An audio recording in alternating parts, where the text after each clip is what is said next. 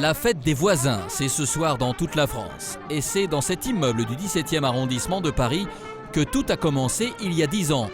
Au départ, il y a l'idée toute simple de ce monsieur, Athanase. La fête des voisins, c'était simple. J'avais 14 ans, il y avait une fille qui était dans l'immeuble d'à côté, qui promenait son chien. Je n'osais pas l'aborder, j'étais timide. Et pendant des mois, j'ai dit à mes parents, il faut qu'on invite les voisins. Ils m'ont dit, qu'est-ce qui lui arrive à Athanase, ça va pas? Et puis un jour, ils ont accepté effectivement en fait, d'inviter les voisins. Je me suis fait beau, j'ai sorti ma plus belle chemise. Ils sont tous venus, sauf elle. On se met dans la cour, le hall. Ce soir, il va faire beau. Regardez, on est dans les préparatifs avec notre gardien, vraiment qui est l'âme de cet immeuble.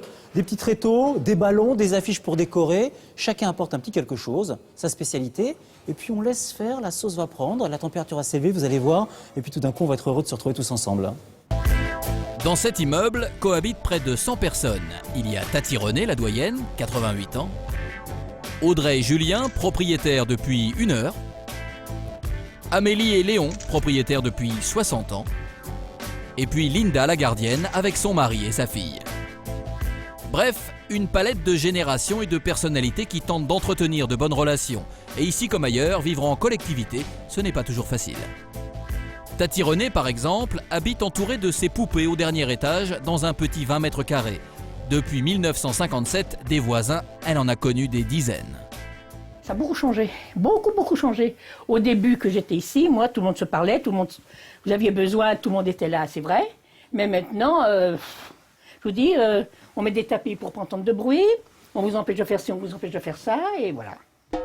Tati René a de quoi ronchonner. Jusqu'à l'âge de 84 ans, elle a dû monter ses 6 étages à pied. Et cela à cause de l'entêtement d'un voisin qui lui interdisait l'accès à l'ascenseur. Mais pendant très longtemps, je n'ai pas pu avoir accès parce que monsieur s'y opposait. Pour quelle raison? Vous lui demandez. Il est là, monsieur? On sait rien, même s'il est là, ça m'est égal. Alors là, vous savez. Comment ils sont les voisins? Parce que ce soir c'est la fête des voisins, ils vous parlent? C'est-à-dire ce jour-là, tout le monde parle. C'est charmant, tout le monde est charmant. Mais le lendemain, vous sortez, on vous dit pas bonjour. Ça c'est, qu'est-ce que vous voulez, c'est comme ça. Hein, on n'y peut rien. 3 étages en dessous, un jeune couple sort tout juste de chez le notaire. Tout nouveau, tout beau, Audrey et Julien sont eux très enthousiastes à l'idée de rencontrer leurs futurs voisins. On n'a jamais fait encore de fête des voisins, mais c'est l'occasion rêvée de tisser des liens et de créer une ambiance assez chaleureuse finalement dans cette petite jungle urbaine. Ironie du sort, au même étage vivent ceux qui habitent depuis le plus longtemps dans l'immeuble, Amélie et Léon. Ils se sont installés ici au lendemain de leur mariage, il y a 60 ans. 60? C'est ce que je dis, 60 ans. Mon pauvre vieux, comme ça, famille. Et en 60 ans, ce couple en a connu des voisins. D'ailleurs, certains n'ont pas laissé que de bons souvenirs.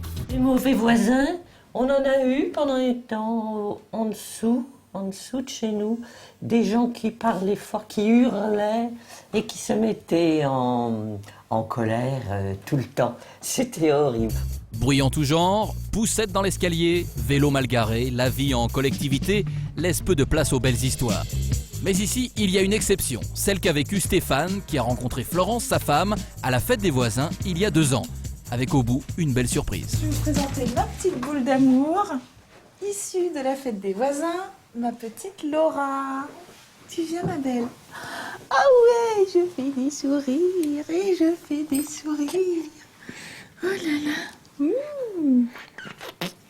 Vous lui raconterez plus tard son histoire? Oh bah oui, forcément. Forcément. Tu veux aller voir papa? Quand elle sera plus grande, Laura remerciera sans doute ses parents d'avoir participé à la fête des voisins. Normalement, à la fête des voisins, on est censé parler à tout le monde.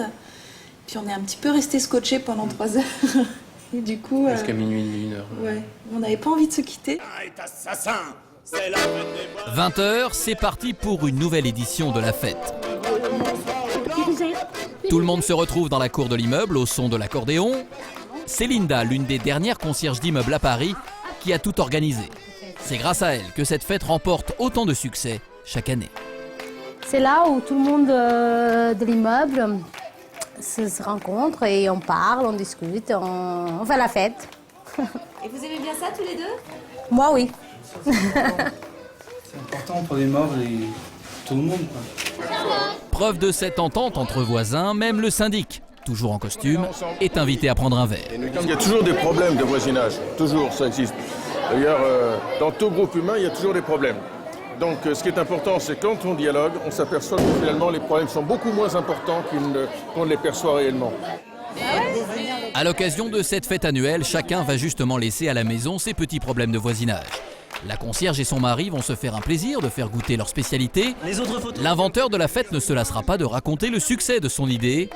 Les nouveaux voisins de palier vont se présenter avec politesse et enfin, Tati René va garder intact son sens de la répartie. Il y a des voisins sympas quand même, non? Bah, heureusement, ils sont pas tous abrutis. Il y en a pas mal, mais enfin, il y en a quelques-uns.